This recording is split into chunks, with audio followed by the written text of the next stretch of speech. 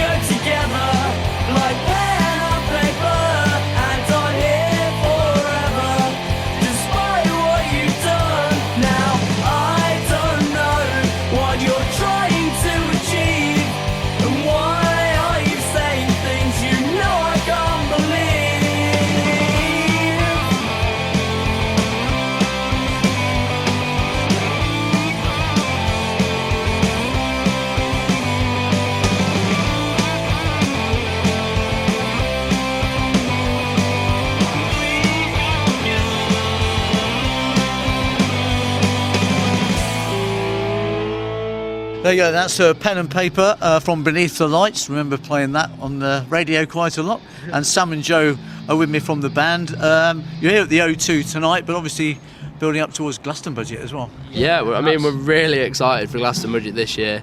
Last year was amazing, and we just hope the weather holds out for this one. I mean, it started to rain when we started playing on the Sunday last year, but it's looking promising at the minute. Yeah, hopefully. And looking forward to getting a couple of new tracks out as well for it, which should be really interesting. Yeah, 3 singles coming out, hopefully, with 2 songs on, both our own. One sung by Joe, the other singer-guitarist, and one sung by Sam. None sung by me or Harry, because we're just too good, obviously. We don't even give him a drum mic because he's that bad, just in case. And what about the audition process for Glastonbury? Everyone has to go through that. When did you do yours? We did ours back in way before August, I think, weren't it? Yeah, it was really early, and we actually had an email saying we hadn't got through. But obviously we emailed them back saying, why didn't we get through? How can we improve? And then they emailed us back saying, oh, we got the wrong guys. You're in. So we were really excited about that, but we were a bit confused. Okay, a couple of new tracks coming out about the time you're playing there. Just tell us a bit about the work you've been doing behind the scenes for that. We've been recording at Loughborough Students' Union, and it's all our own. Joe's doing all the mixing and everything, and it's really amazing so far, because we're actually doing an album, but we're putting out the 3 singles first to improve the album sales even more, to see if people like us and the new stuff, which is completely different. And obviously it's a free giveaway, so we want to try and get as many people to hear our music as possible, try and broaden our horizons a little bit. Okay, well, we'll get it on the next podcast, but good luck with Glastonbury. I'll be there. It's Sunday, isn't it? Yes. You're kicking off the what's the stage called this time? It's the Icon the one stage just outside the big top, isn't it? Yeah. It's a really nice stage playing outside. Last year I had so much fun. So anyone who's listening, you got to go Glastonbury. It's great. Okay, thanks guys, and we'll catch up with the new stuff later. Cheers. Yeah, cheers, John. Thank you. But next up, a band who I'm very familiar with. They're called Formal Warning. We'll hear a new track from them very shortly. But first is something from their last CD. This is called A Teardrop Mistake.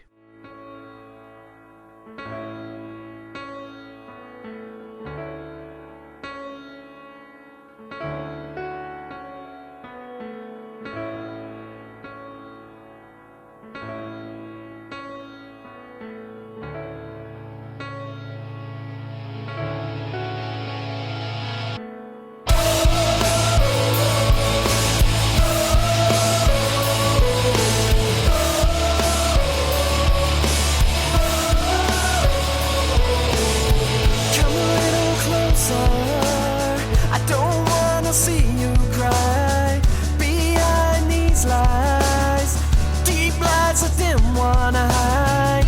As I take your hand, I hear your teardrop hit the floor.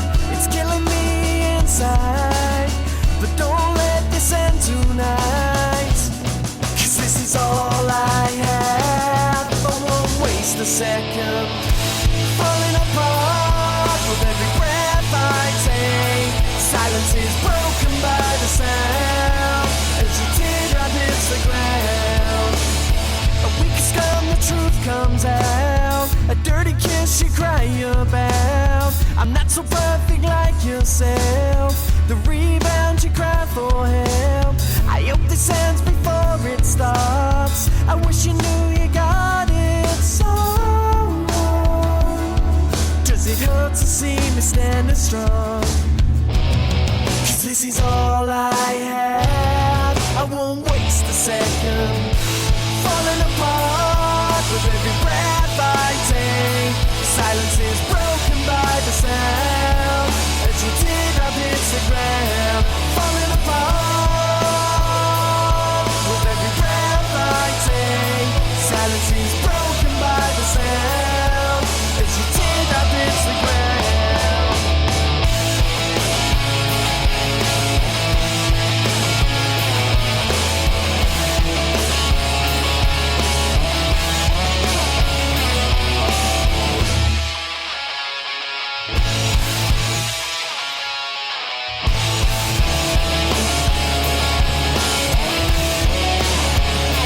Falling apart with every breath I take. Silence is broken by the sound that your teardrop hits the ground. Now one apart was the best mistake you made. Found my feet, I found my way. The game you lost it when you played.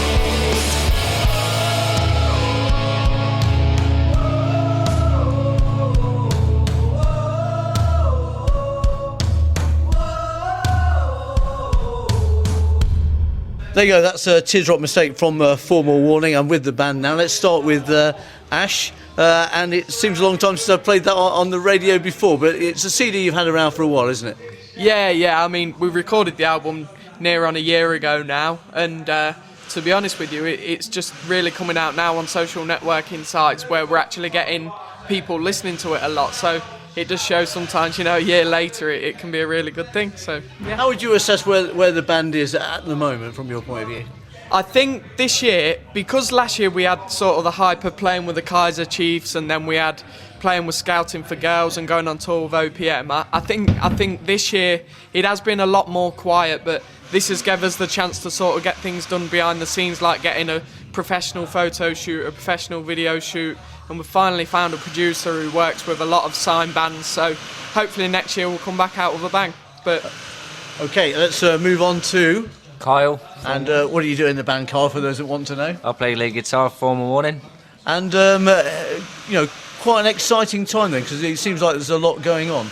Yeah, we had a massive year last year, but this year is preparing for an even bigger year next year, I think.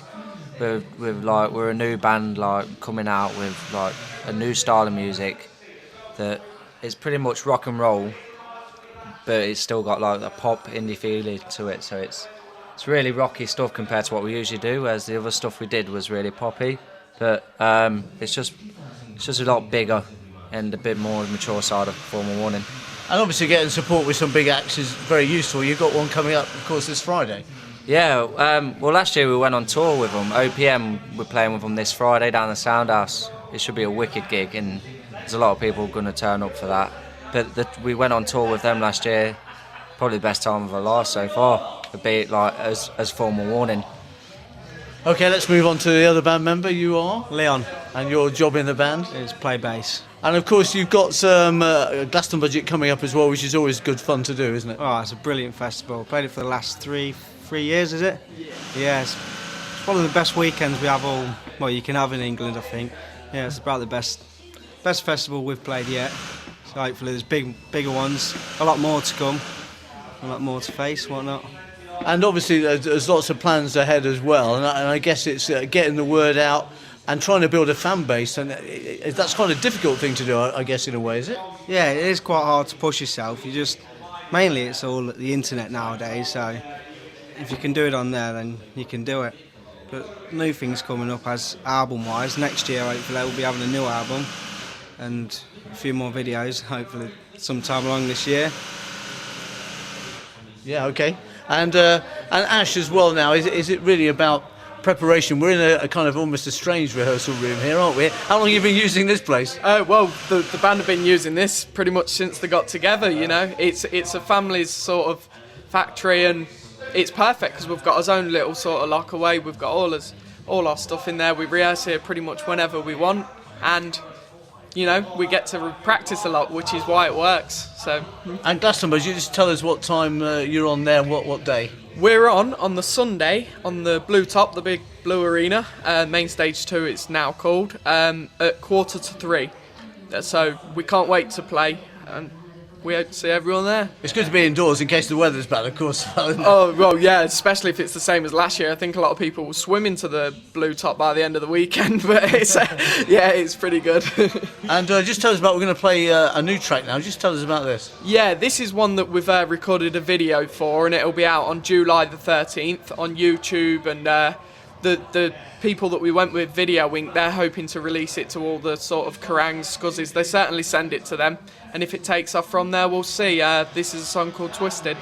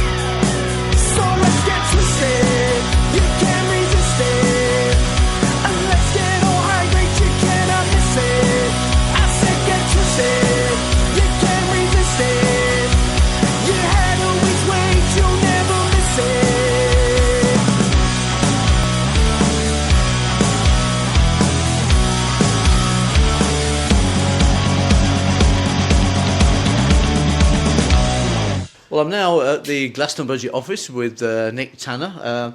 Hi, Nick. Obviously, a lot of Leicester bands involved this year once again, and it's an ongoing process in their auditioning in the year, isn't it? Yes, it is. We've been auditioning since near enough the end of the last festival. I think we started in August. It's been another long process of probably over 1,000 bands we've seen since we started again, and we kind of finalised it late March this year. It's been really good though. There's been fantastic bands that have played from all genres of music. We've actually separated some of the genres out this year, so we had separate auditions for acoustics because they're quite popular in the Big Top after hours. And the look of Glastonbury kind of physically is a bit different. You've moved things around a little bit. The big stage, for instance, has changed its location slightly. Just explain your thinking behind that. Yeah, we do. We try and stick with the same site plan every year because it does work for us. So it's the old saying, if it ain't broke, don't fix it. But we have to tweak it slightly. We've moved the main stage down the field slightly to create a bigger arena space in anticipation of more people attending.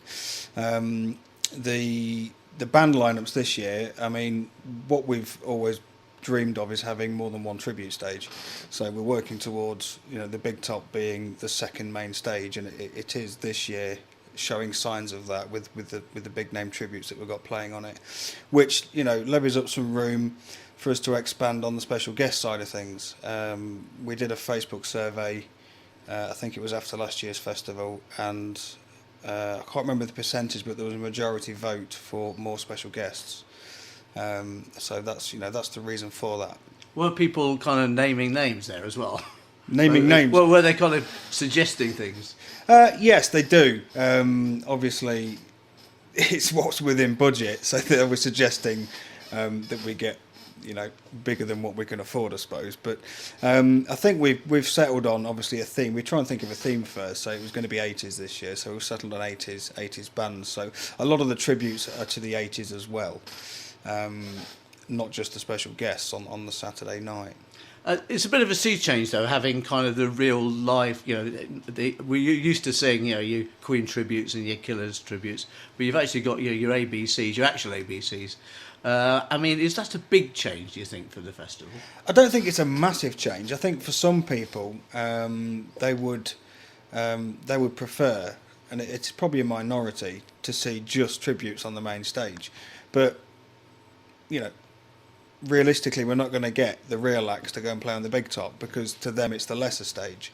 So we have, they have to take presence on the main stage to make the event. But obviously, it gives you room, as you say, to use the Big Top for other things as well and expand what you're doing over the whole festival, really. That's right. Yeah, I mean, as I said, the Big Top is developing into. It's certainly more of just mainly tributes this year. It's a lot of the bands that are playing that this year have played the main stage in previous years, and it means that you've got a lot of choice on site now. I mean, some people are complaining that they can't see. For instance, their favourite band is Oasis, and also the Fillers or the Killers. They're actually clashing because they're headlining both stages at the same time. But you can't please everybody. No, absolutely. And you've got the Icon stage outside. I think it's been slightly renamed this year, but I've seen a lot of local Leicester acts on that stage as well in the past. Yes, there's loads from Leicester and the Midlands, probably from Birmingham as well, because we had the auditions at the Roadhouse in Birmingham. The name change, the Saddle Span it was called, was actually the name of the structure. It was aptly named because it was called a Saddle Span stage. It actually looks like a saddle. So we had to think of a name, and we just thought, Icon towards iconic. It's the future icons you're seeing on this stage. I'm sure the bands won't mind that at all. I don't think they'll mind that at all, no. And slightly more market stalls in the centre of the site as well. I mean, just expanding what you're doing there, I guess. Yes, we've we've contacted lots of traders. They've contacted us as well through our website. But we've got a very diverse market this year. Not just traders, but food as well. Again, this was results from the survey we got. They just wanted to see more stuff, and we've also got a steampunk theme. This was something that me and a colleague Muzz, we went to an audition and saw some steampunk bands. You sort of subscribed to the idea of it, and it's more of a fashion statement than a musical genre, but it's very interesting. This attracts the traders as well, and you can actually subscribe to it quite easily. It really is like a set of goggles and a hat, and you can become a steampunker. Sounds interesting. Actually, that'll take me back to the 1970s, I think. But obviously, hopefully the weather will improve. We're not enjoying the greatest weather, but it's not something you can control. But obviously it can have an influence, can't it? Yeah, we do try and book the weather every year. That's the one thing that never shows up. But it's a bit hit and miss at the moment, and who knows? I mean, I think the best year we've had was 2009. I seem to remember BBC morning breakfast show came to broadcast the weather from Friday morning and predicted it was going to be a wet weekend, and it was glorious sunshine. Let's hope they get it wrong again. So then they come and do it again. Yeah, but obviously crowds over the years have increased, and presumably you've got some pre-sales already that you've got in the bank type of thing. But you're expecting it to grow and grow now, do you think? Yes, I mean, I think it's related. It is related to the weather. We had the biggest number of walk-ups we ever had last year, and we're expecting that to increase again this year. I mean, there was people coming in to pay on Sunday last year. I think 80 people turned up to pay to get in, even though it was raining quite a lot. So I think, yeah, we're going to see record sales again this year. And what other features would you say you've added to the festival this year? Well, bands aside, we've actually added a few different camping areas this year. We've got a VIP area. A lot of big festivals do, a lot of small festivals do it as well. You can pay to become a VIP this year, and you get backstage access and a nice little field to yourself, well, not to yourself, but to share with other people. Yeah. Nice showers, nice toilets, proper flushing toilets. There's also another addition that we've added is called Camping Plus, and that basically means you can we reserved a section of the field to book your seat, a bit like a theatre show. So you can actually pre-book a specific pitch on site with a letter and a number. Which means you don't have to worry about finishing work too early and not getting a spot on site. Which means you can camp with your friends. You and your friends can book a block of 4 together, and you can all, turn up safe in the knowledge that you'll be camping together. I mean, if people want to find out more, what's the website address? Could you give us that, so in case? The website is www.glastonbudget.org. Okay, thanks very much. Hope it goes well this year. Thank you. Well, finally on this podcast is a great rock outfit from Leicester. They're called 4.0, and there's a song called Interlude.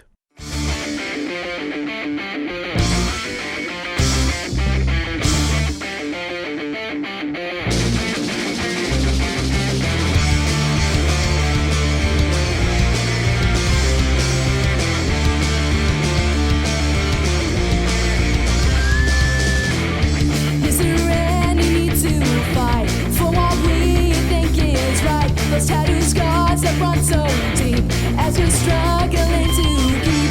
They have stolen our innocence as they leave us in suspense. Because our lives are on the line, the enemy will soon be mine. Just run, never turn your back. The races on the walls begin, we're under attack. So run, don't hurt.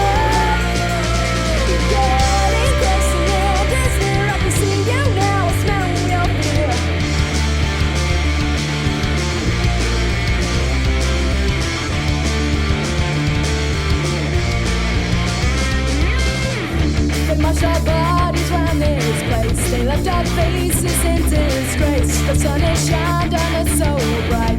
We will win the losing fight. Sleep so sound beneath the moon. We're walking right into our doom as the shadows fade to black. We are done, so go. Just run, never turn your back. The races on the walls begin. We're under attack, so run. Getting close to the end is near. I can see you now.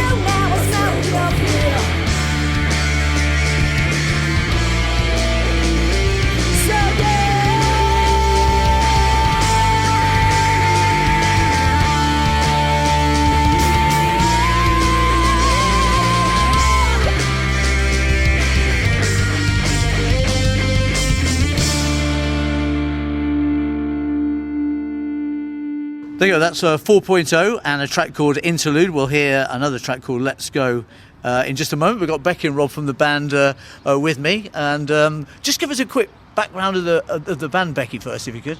It started when our GCSE class, so about a good 2.5 years ago. It started off with just Rob and Ollie just having a jam in the music room, and I come in, burst singing, and then it just kind of started from there. And then we had another guitarist that was in our GCSE music class, but unfortunately he left after a year or so.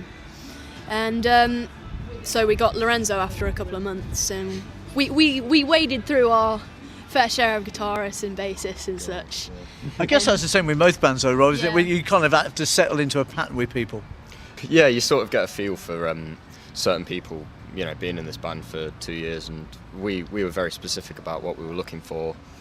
And obviously Lorenzo had something about him that, well, yeah, we just picked him, you know. And We just kind of clicked, I suppose, because you need that kind of chemistry within a band. It's more about it's as much about the friendship as it is about the music, I think. yeah. Has it been quite a busy period? Because obviously you got through to Glastonbury, which is a big thing for you, I would think. Yeah, it's first real outdoor festival. We're looking forward to it, really looking forward to it. Oh, yeah. We did about 30 gigs last year, trying to get into the rhythm of just getting into the flow of the music industry and stuff in Leicester. I think it's been a really good experience for us so far as musicians. And just give us an idea of your stage time and when you're on during Glastonbury as well. We're on the Icon stage at 8:30, so you On know, Friday. if you, On on Friday. And if you don't Be like there. if you don't like ABBA and you don't like Korn, then See, I'm come watch gutted. us. I'm gutted because I'm missing ABBA. I'm missing ABBA the tribute Oh band. well, yeah, I'm sure you'll live with it. Missing I Korn. don't think I will. But obviously, you know, getting to something like this is good. And I guess it's for you. You've got a product out there as well. And it's about promotion now, isn't it? Yeah, it's all about that. I mean, the thing with Glastonbury is what I found with the auditions was it wasn't, you know, I don't. To me, it personally didn't matter whether we won, you know, we got through or not. Like, it would be great if we did, but it was the fact that we had 52 people come out to see us, you know, and you know the chance to stand up on that stage and just think, wow, this crowd is here to see us, you know, and that was the feeling that sort of made me realise how important this, you know, this is to me, you know, it's to everybody, and I wouldn't pick any other 3 people to do it with. And we're here at the O2 because you're playing here tonight. Because I think I surprised you by getting in touch you this did. week. It was a great birthday present. Oh, when's your birthday then? Today. Oh, is it really? Yeah. Have you got a few people coming because of that then? I hope so. I hope you've invited some. I'm guilt tripping them down. Good, okay. Well, the track we're going to play, I mean, how long did it take to put the CD together actually?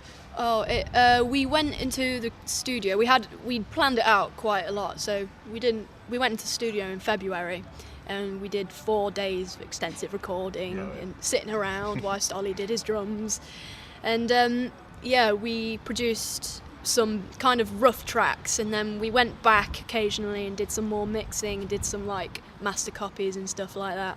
Yeah, we sort of got to the 4th day, and I think our ears were so dead, we were just like, yeah, that sounds great. That's yeah, fine more, now, more it's of that, fine. More of that. And then playing Yeah. it on the way back, It's like- all head banging and yeah, And then you listen back to it the then we next day and you're listen like, oh, Yeah, that's what that happens. needs some isn't it? work. Okay, tell us about the next track. It's a good 2 minutes 14. It's back to the old days, really. Yeah, well, First track. yeah, this was actually originally an acoustic song. It was the first song I actually wrote. It didn't sound quite right as an acoustic track, so I kind of brought it to the band and said, like, this is a song I think it'd sound good, more rocky, so we kind of did it like that, I suppose. Okay, so here we go with 4.0. Don't forget to check them out on the Friday. Don't go and watch ABBA. Go and watch 4.0. Which stage is it again? The Icon stage at 8:30. 8:30. Oh, she's still a bit sad about ABBA. But here's Let's Go from 4.0. Thanks, guys.